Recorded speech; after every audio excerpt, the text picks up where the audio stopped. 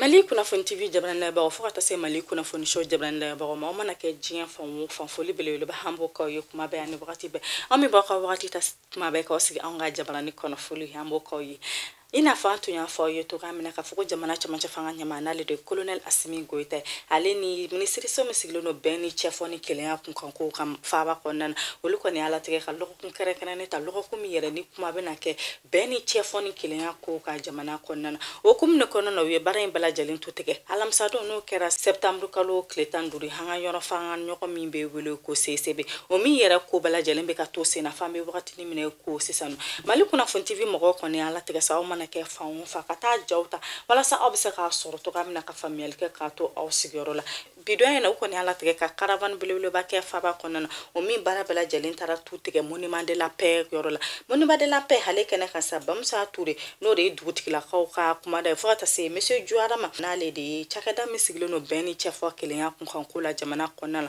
o nyamai ko ni ko en tu tege nu yara ko ni yala dam ne fa ba konana fa ba marada bala jalina mi kata ben ani chefo kuma ke kaira ka fasa ko jamana kono de bala jalene kilen bala jalen ka je ka fara nyogon ka bala jalen ka je kan tike di nyoma amana ke dugo la munu ba ko do nyogona ko bala jalen ka teme uka ko min kera ka teme bala jalen ka ya fa nyogoma wala sa be hani sabati o be se kana jamana kono na o ko ni adam ne muni ba de la pela nu yero kon yupu na ba ko fe mo ka ni bara bala jalen tara kumche marada folo la kene kene na la kuro fina ko ka do lan ci terrain ka ina fa o bala jalen nya bala to kam na jabara nu sanfe akambe kuna funi waro kene ka inshallah Saya kabisa maloye Burkina Faso Mali Jajaiko horoya bere Burkina Faso Mali Kele iko telinga bere Umali klebebi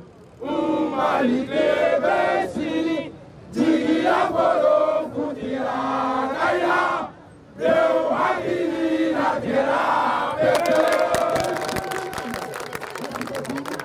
Poussez-moi les enfants, applaudissez beaucoup même les enfants.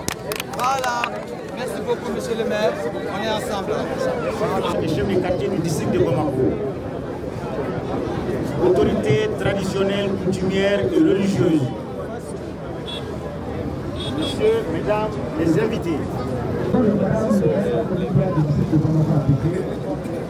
C'est un honneur et un plaisir pour moi de souhaiter à toutes et à tous la bienvenue à la cérémonie de lancement de la caravane pour la paix et la réconciliation nationale.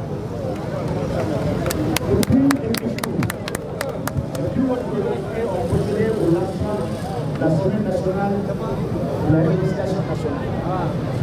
Aujourd'hui, pour concrétiser cela en acte, le ministère en charge la réconciliation nationale Participe par le fait qu'il y a un brassage entre nous tous et cela doit se magnifier à tous les niveaux.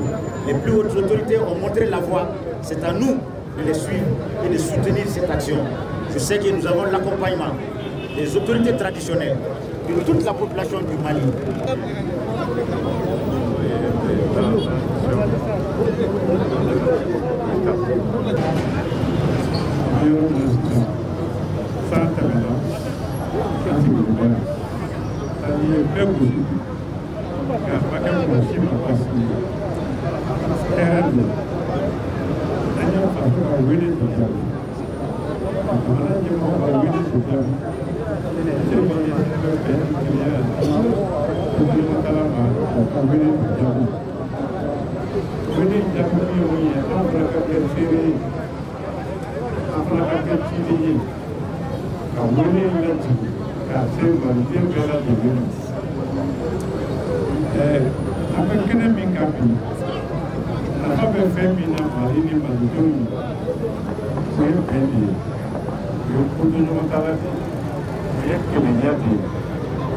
Jamana Templa, Ampera Jeleka Haramadiniya Sanfe.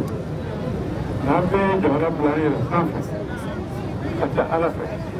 Ambe Feni no Beni Kenya Aliwa.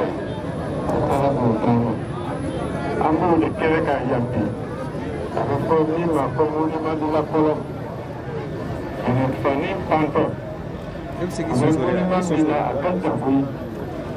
bɛ minisiriw bɛɛ lajɛlen ka minisirisow kɛrɛfɛ an bɛ se k'a fɔ Bamakɔ bɛɛ bɛ yan bi ka d'a kan ko cɛ bɔra dɔnna muso bɔra dɔnna dɔnkɛla sɔrɔla ka taa jama min ka ca ni jama bɛɛ ye bi o ye denmisɛnw de ye o ma bala an na fana Mali kɔnɔ n'i ye jɛkulu fɛn fɛn sigi k'a fɔ i b'a dabɔ de ka jamana in lawasa ka jamana barika ka jamana jɔ i b'o kuma fɔ an ka kan k'o seereya anw ye mɔgɔkɔrɔbaw ye dɛ nka an b'a seereya k'a fɔ denmisɛnw minnu bɛ na olu ka ca ni anw mɔgɔkɔrɔbaw ye o y'a ye k'a fɔ jamana kanu a bɛ denmisɛnw na.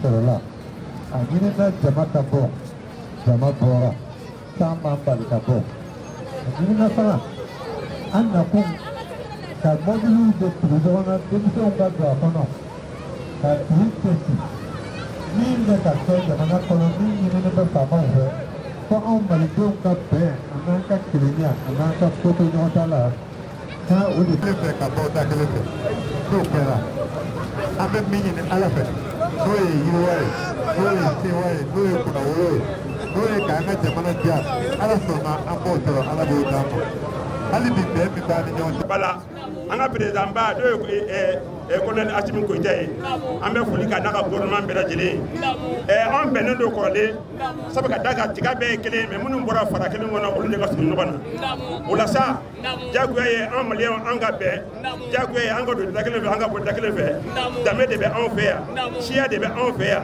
laada de bɛ anw fɛ yan anw min ye laadatigiw ye anw min ye danbetigiw ye anw bɛ bɛn de fɛ anw tɛ kɛlɛ fɛ anw bɛ hɔrɔnya de fɛ anw bɛ laadiriya de fɛ anw bɛ kelenya de fɛ Mali bɛɛ de ye kelen ye un peuple un but une fois an bɛɛ ŋaniya ye kelen ye an bɛɛ diinɛ ye kelen ye o la sa ka foli lase maliyɛn bɛɛ lajɛlen ma Mali kɔnɔ ani Mali kɔ kan ala ka hɛrɛ kɛ Mali ye ala ka Mali yiriwa ala k'a taa ɲɛfɛ ala ka barika don Mali la a ka to k'o kan Sada Mamadu.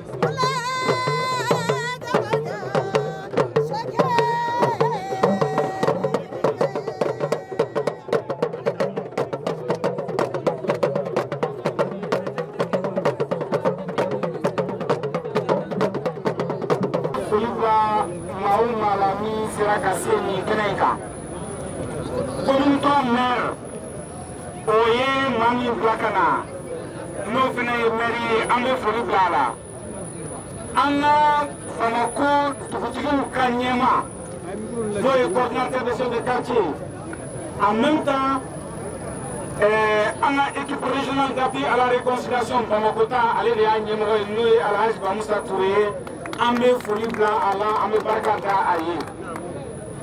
Ani, Amashi Koya Lagé, na Aoula Kassé à Ankerefe, depuis une para une camena, les Fra, Raka, avant Kerefe, Amena, à Gelera, avant Kerefe. Kuma yɛlɛla kuma jiginna a b'an kɛrɛfɛ a b'an lamɛn a bɛ sabali a b'an bilasira ala k'a to an kɔrɔ ala k'a to an ɲɛ dugutigi fɛn fɛn wulila ka se yan an bɛ foli bila a dugutigiw bɛɛ la laadatigiw ɲamakalaw jama wɛrɛ minnu sera ka na an b'u fo denmisɛnnin minnu nana an b'u fo muso minnu sera nin kɛnɛ in kan an b'u fo an bɛɛ lajɛlen maliden min bɛ yan an bɛ foli bila bɛɛ la kunnafonidilaw minnu fara ɲɔgɔn kan ka se yan nin kɛnɛ in kan an b'u fana fo kɛnɛ in dabɔra min kama o ye ka jamana ka kelenya jamanadenw ka bɛn ani bɛnɲɔgɔnya u ni ɲɔgɔn cɛ k'o sabati donc an bɛ foli bila bɛɛ la an b'a ɲini bɛɛ fɛ an k'an cɛsiri walasa bɛn bɛ sabati jamana kɔnɔ o bɛn ka kɛ sinsin fɛn ye walasa an ka se ka jamana ka yiriwa baaraw boloda k'u waleya ni ala sɔnna a ma n'an farala ɲɔgɔn kan an ka laɲini bɛ sabati donc o hukumu kɔnɔ an bɛ foli bila bɛɛ la an bɛ sira di karawanikɛlaw ma u ka karawani baaraw daminɛ wa an b'a ɲini bɛɛ lajɛlen fɛ an ka ɲɔgɔn sɔrɔ 15 heures Korofina terrain kan walasa baara in ka se ka kuncɛ yen hakɛto bɛ kuma na sallallahu alaihi wa sallam. La symbolique de la semaine est essentiellement de signifier à l'ensemble des citoyens du Mali la nécessité de faire un pas les uns vers les autres et rappeler aux concitoyens que notre nation est singulière parmi les nations dans le monde par les constructions hautement utiles de nos aïeux destinées à renforcer la cohésion entre les composantes de la nation. Nous sommes une nation de diverses entités, divers États, diverses langues, diverses civilisations, divers espaces géographiques, mais entre lesquels nos ancêtres ont bâti des valeurs séculaires, de liens sociaux affermis, de complémentarité avérée et d'articulation harmonieuse pour les permettre de rendre leur marche collective harmonieuse au bénéfice d'un épanouissement et d'une prospérité. Et c'est important qu'en ces moments de tourmente et de turbulence, le rappel soit fait. Mais cette semaine de la réconciliation est également la volonté exprimée par le peuple malien à la faveur de la conférence d'entente nationale et actée dans la loi d'entente nationale en son article 7. Aujourd'hui, les autorités du Mali traduisent la volonté du peuple comme cela se voit dans la gouvernance publique. Et c'est pour cela que nous appelons l'ensemble du peuple, dans toutes ses composantes, à magnifier notre diversité comme un atout pour la cohésion au Mali. Je vous remercie.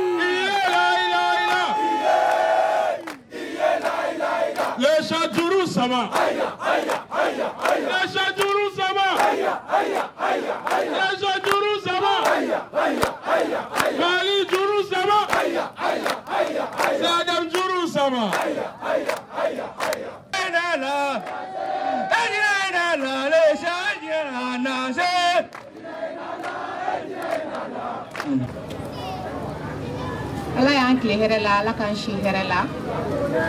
Ne ye colonel Fatumata Bintou Sangare, ne conseiller technique ye ministère de la réconciliation na. Donc an sera Korofina commune terrain na bi. C'est dans le cadre de la semaine nationale de la réconciliation. Donc semaine nationale de la réconciliation yɛrɛ ye mun ye? Yana an ka sira de an tun bɛ fɛ ka kuma fɔ dɔɔni. Semaine nationale de la réconciliation est de semaine kɛrɛnkɛrɛnnen an kan ka semaine min ɲɛnamaya ka bɛn cɛfɔ ni kanbɛn ma, ka bɛn cɛfɔ ni kanbɛn kumaw ma, ka bɛn kelenɲɔgɔnya kumaw ma. O kelenɲɔgɔnya o de y'an se yan wulada in na. Caravane wulila sɔgɔmada in na 10 heures commune 3 la. An nana an bɛna kuncɛ commune 1 na. Ba kɔfɛ mɔgɔw olu fana bɛ k'u ta kɛ. An ɲɛ b'a la an ka kɛnɛ fan belebeleba ye sifinnakaw ye. Société moteur ye sifinnakaw de ye. Sifinnakaw n'anw ɲana dɔrɔn a bɛɛ bɛ tilen. Donc o kama an y'an sinsin ka caravane k'a kɛ bi wulada in na pour que an ka se ka bɛn ni cɛfɔ ani kanbɛn an ka kuma kɛ an ka masalaw kɛ ɲɔgɔn fɛ wulada in na. Donc semaine nationale de la réconciliation nana cogo min bɛ fɛ ka n da don a la dɔɔni. An bɛɛ b'a kalama k'a fɔ nin y'a san damadama ye Mali bɛ gɛlɛya kɔnɔ n'o ye bɛnbaliya kow ye. A daminɛna kɔrɔna ka na se camancɛ la fo ka se dugu yɛrɛ bɛɛ lajɛlen ma laban na. Donc o hukumu kɔnɔna na hakili jagabɔ kɛra k'a fɔ ni mɔgɔw sigira ka kuma a ka ca Ala fɛ an bɛ se ka fɛɛrɛ sɔrɔ min b'an bɔ degun kɔnɔ, min b'an bɔ ni kɛlɛ in na yaasa an ka cɛfɔ ni kanbɛn kumaw fɔ an ka bɛn an ka ɲɛsin taaɲɛ kama. Donc o hukumu de kɔnɔna na conférence nationale kɛra 2019. Conférence d'entente nationale kɛlen recommandation sɔrɔla kɔnɔ. Recommandation minnu sɔrɔla kɔnɔ a bɛɛ lajɛlen nana ka na don loi kɔnɔ, loi min tɔgɔ ko loi d'entente nationale. O loi d'entente nationale in de kɔnɔna na article 7 b'a yira k'a fɔ semaine kɛrɛnkɛrɛnnen de institué don min tɔgɔ ye semaine nationale de la réconciliation. An b'o semaine kelen ta k'a bɛn cɛfɔ ni kanbɛn kumaw ma, k'a bɛn cɛfɔ ni kanfɛn masalaw ma yaasa an ka se ka ɲɔgɔn faamuya. Donc o hukumu de kɔnɔna na ministère de la réconciliation est arrêté bɔ yaasa ka date in sigi. Date in sigilen o kɛra du 15 septembre au 21 septembre de chaque année. An ka hakili to a la san o san k'a daminɛ le 15 ka bila le 21 septembre la an ka bila an kun na k'a fɔ o semaine in kɔnɔna o kɛrɛnkɛrɛnnen don ka bɛn cɛfɔ ni kanbɛn kumaw ma. Donc semaine nationale de la réconciliation nana ten. Ɲina an ye thème ɲini. Thème in ye mun ye? Faisons de la cohésion, faisons de la diversité un atout pour la cohésion sociale au Mali. O bɛ mun yira Mali ye jamana ye. Siya caman bɛ jamana in kɔnɔ. Mali ye jamana ye an b'a dɔn danfara caman b'an cɛ mais o t'a bali k'an ci de maliyɛn ye. Dénominateur commun de b'an na o y'a ye k'an bɛɛ de ye maliyɛn ye. Finman b'an na o ye maliyɛn de ye, jɛman yɛrɛ min b'an na o ye maliyɛn de ye, cɛ min b'an na o ye maliyɛn de ye, cɛ min muso min b'an na o ye maliyɛn de ye, denmisɛnnin ye maliyɛn ye, makɔrɔba ye maliyɛn ye, sɛnɛkɛla ye maliyɛn ye, mɔnikɛla ye maliyɛn ye, jagokɛla ye maliyɛn ye, fonctionnaire yɛrɛ ye maliyɛn ye. Donc o diversité in an ko an k'a lajɛ, diversité ye tiɲɛ ye, maa man ka dangari an ka sigikafow la. A kan ka kɛ fɛn ye fɛn min bɛ se ka an nafa, ka an fara ɲɔgɔn kan yaasa an ka se ka cohésion sociale sɔrɔ. O de kama an ye o thème choisi. Miiri la an y'a daminɛ sifin kunda. Sifin bɛ fɛn o fɛn a ka ca Ala fɛ an bɛ bɛn yɔrɔw ma yɔrɔ min na jama bɛ fara ɲɔgɔn kan, bɛɛ bɛ bɔ i ka kulu la, bɛɛ bɛ bɔ i ka mɔ la. O t'a yira k'a fɔ an tɛ kelen ye. Kelenya ye fɛn kelen de ye, an bɛɛ ye fɛn kelen de ye, an bɛɛ ye maliyɛnw de ye. An bɛ fɛ ka message min passer o de y'o ye.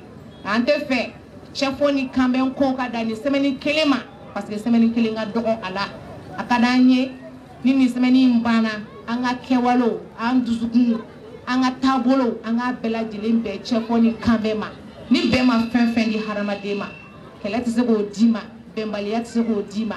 An bɛɛ b'a dɔn anw sifinnakaw ni dugu in développera a ka ɲi anw de fɔlɔ ma an b'an ka diɲɛlatigɛ kɛ lafiya la an bɛ tila ka taa Mali duma an b'a to an denw bolo donc an k'an timinandiya o ko la o de an sekun ye yan bon je ne sais pas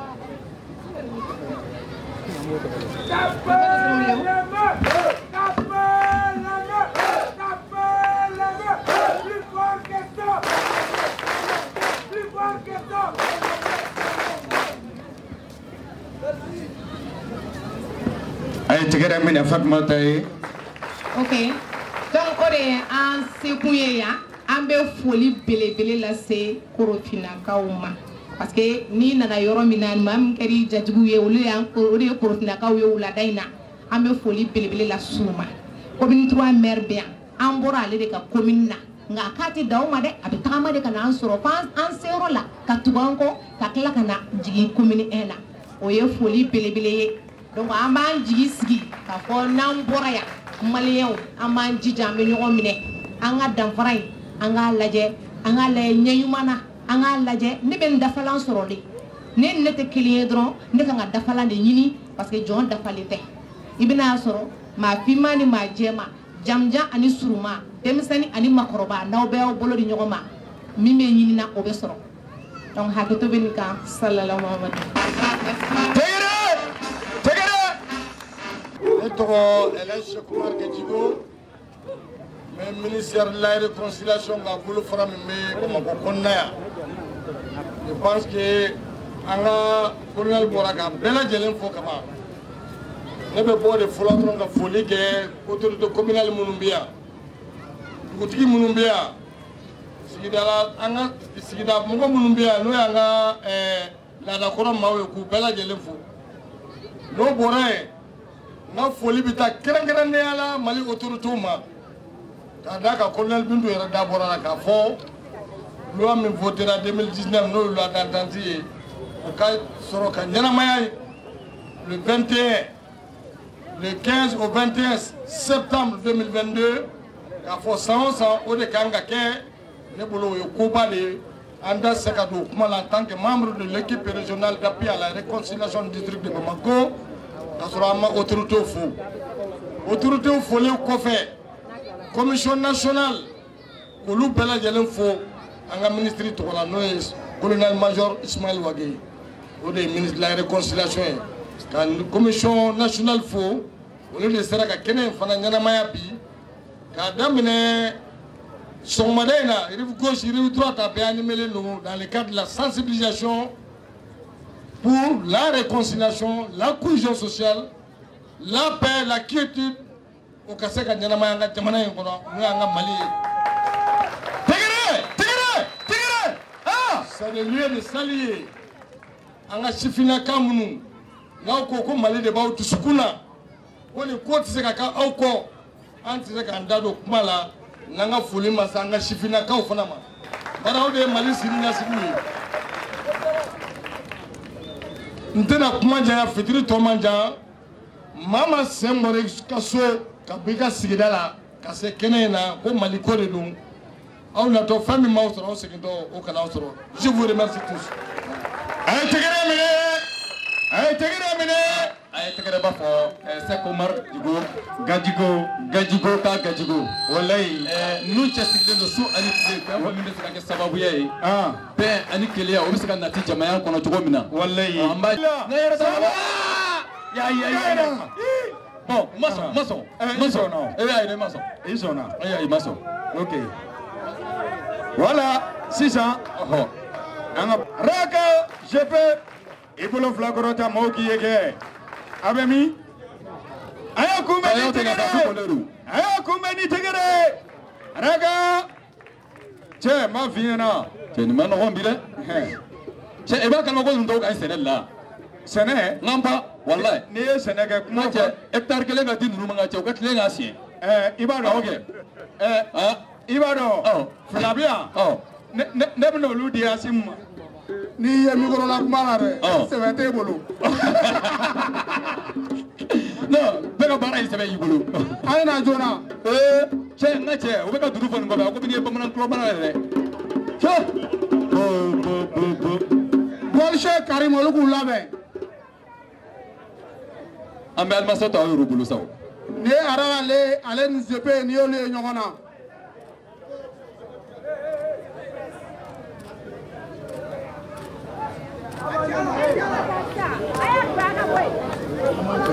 Aga donan man.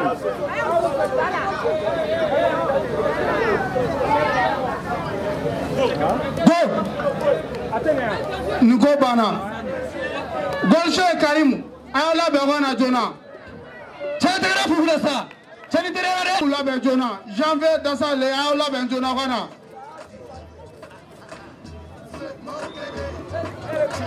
Cɛ in na koyi sɔn dɔ k'a la cɛ Américain ka sɔn dɔ kana ŋan pan dɛ.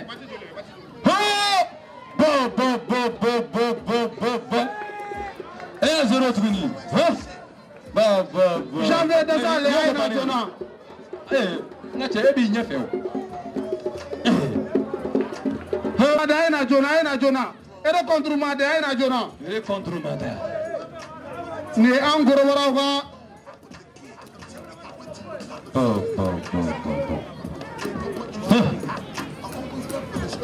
ne an gorobaraw fana ka ɲɔgɔn dan ye. Ɲɔgɔn dan saba b'an bolo. Ni ye ɲɔgɔn dan kelen bɛ yen o ye nɛgɛkurun ta ye. Nin ma ɲɛ n ka cɛ ninnu ta fara ninnu ta kɛra match nul ye fɔlɔ. A fɔra ma ko match nul.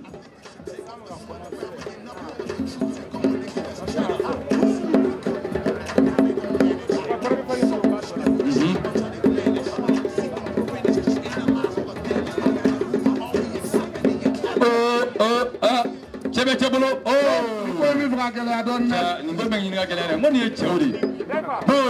Reprise de griffe. Zeyinata. Awɔ ni maaw dɛsɛra ɲɔgɔn na an bɛ juru siri a la bolo kana furuti bilen. Fo kelen ka kelen tigɛ da fo sebaga ka dɔ diyagoya. Ala. Ne de ye tɛgɛ bɛ tila ka siri. An gorobaraw. An mago bɔ bi jamana ka dɛmɛ na. A ka di gorobara caman de ye a kɛ tenitigi ye. Non e bɛ kɛ ne ka garide. Ka taa faso in kumabɔ. E bɛ kɛ ne ka garide de ye n'Ala sɔnna. O tɛ problème ye. Gorobara b'o ɲini jamana fɛ. Non n bɛ ka sara kɛ kalo 100 000. An gorobara ba kelen bɛ yen tenni ka di minnu ye ka taa jamana kumabɔ. A y'a lajɛ dɛ. Bon. Amady Sango ani Marifane Gawlo ni Sule Sango Sule.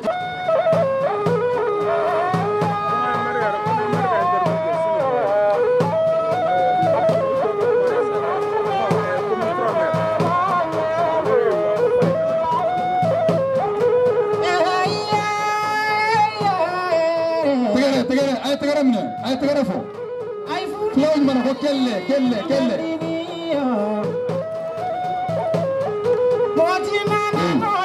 Ay bo. Muso ni chaw ay bo. Zimu ay bo. No mu ta fasa. Ay bo. Ay bo ngana fla don ay bo. Ay bo. Sabu men. Saduka puno mi wadani. Ay bo ngana don ay bo. Mo fu na direne.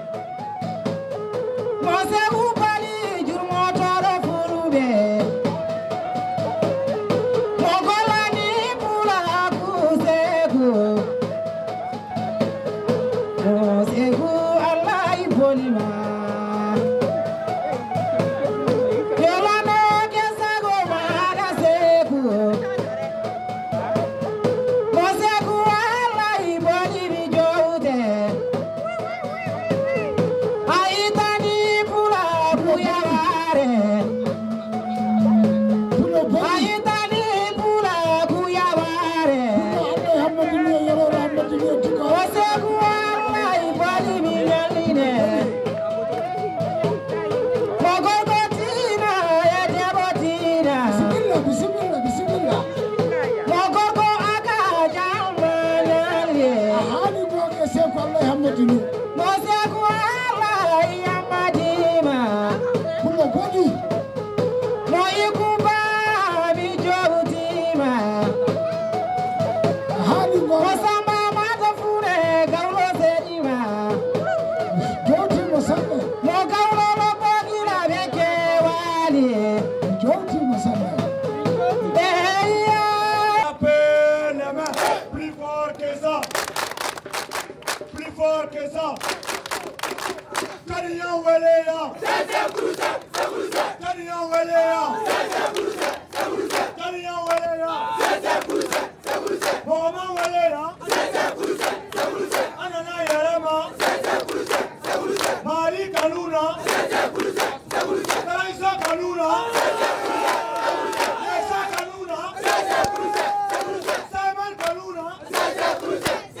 Sepi Kaluna. Kelio Kaluna.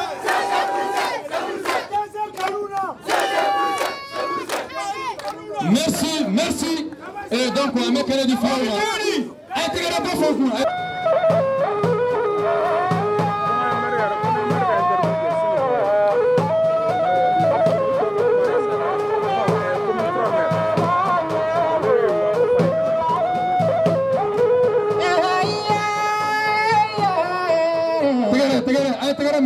Tegere fo. Flow mana ko kelle.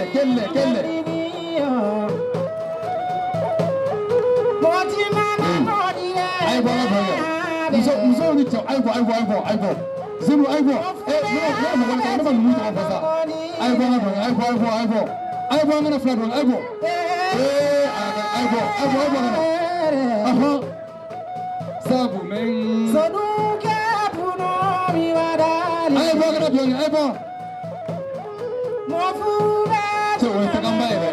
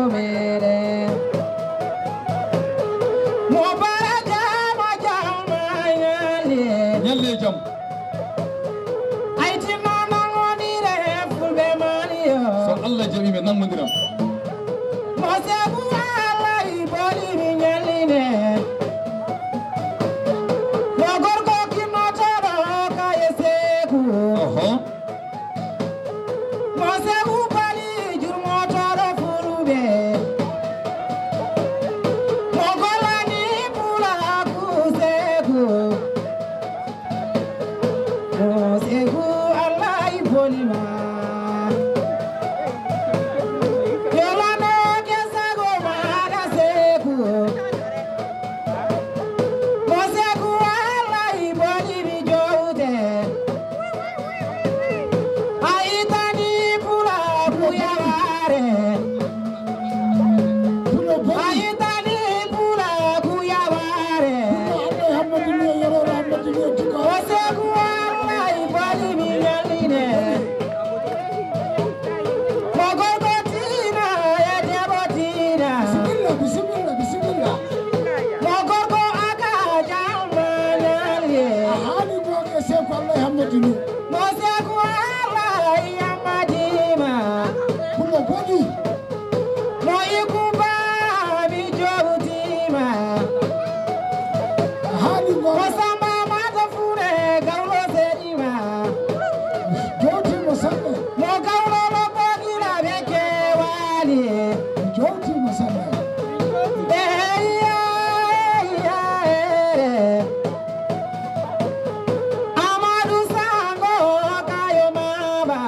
Hamidou Sango sous le Koïta. Hamidou Sanga Jamanyale.